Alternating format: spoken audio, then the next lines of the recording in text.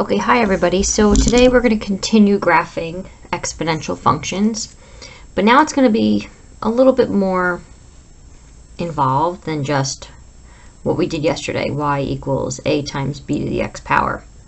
So we're going to talk more about the h and the k today. So the h value is going to show you that the graph is going to translate horizontally. And when you graph this, you're going to notice that when it's minus h, it's going to go to the right, or when it's plus h, it's going to translate to the left. The k will show you when it translates vertically.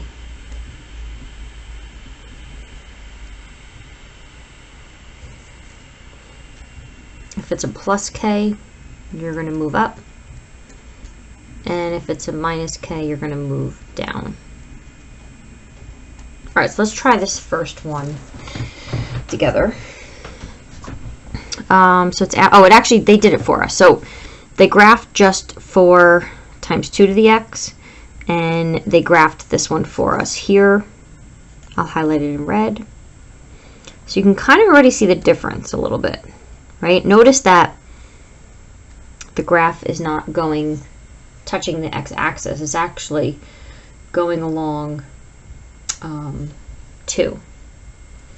So my domain here would be all real numbers again, but my range, it's not y is greater than 0 now. It's y is greater than 2. Okay? So what that means is when you guys fill in your table, it's not going to really be defined when y can never be 2. All right, we don't have to fill in a table, I'm sorry, because they already graphed it. So if you're asking just to describe the domain and the range, that's fine, but I'm most likely going to ask you to compare them, right? So if you notice, this one, not only did it move up 2, right? So it translated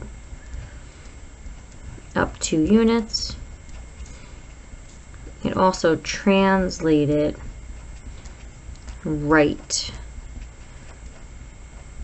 3 units, right? So if you look at the original, you can kind of agree it went up and to the right. Okay, let's try another one.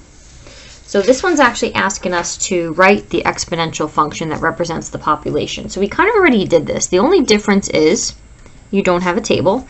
So why don't you plug in the points into a table? We don't need all of them because we already know what our a is. Our a is 3. And our b, what's our multiplier? Times 4. So our b is 4. So our exponential function should be y equals 3 times 4 to the x power. You don't have to use parentheses. You can. I would definitely not write it as 34. So if you prefer, I mean, it does look nice with the parentheses. Okay, and then part B is saying find the population after 12 hours and after 5 days. So let's focus on 12 hours. So notice our function. What does x represent? Our x represents the number of days. So what are we going to plug in for x here? Right, we're not talking about a day, right? Think about how many hours are in a day. You're going to raise it to the 1/2 power, which we all know is the square root of 4, which is 2 times 3 is 6. So there's going to be 6 bacterial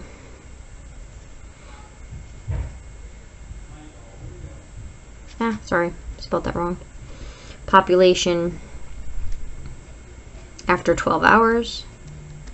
And then after 5 days, you guys would just plug in the 5.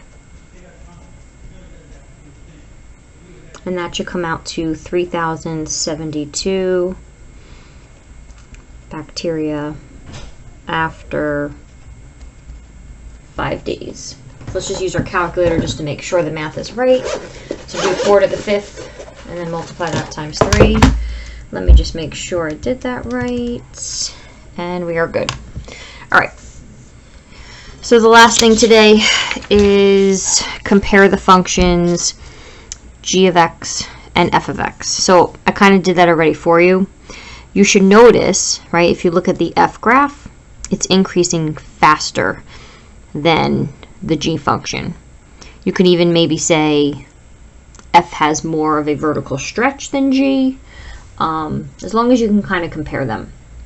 Okay, so your classwork today is page 310, 31 through 35 odd, number 46 and 51. So if it's asking you to graph, obviously make sure you use graph paper. And I'm probably not going to check this until Monday. Now, if you finish this, I would like you to work on the packet from yesterday.